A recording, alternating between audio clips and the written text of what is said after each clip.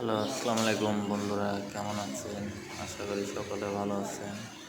এখন আপনাদেরকে দেখাবো চাইনা সিরামিক্সের কাজ কীভাবে করা হয়েছে এবং কী কী দিয়ে এটা করা যায় সেই বিষয় নিয়ে আজকে এই ভিডিওটা হলো। অনেক সুন্দর করে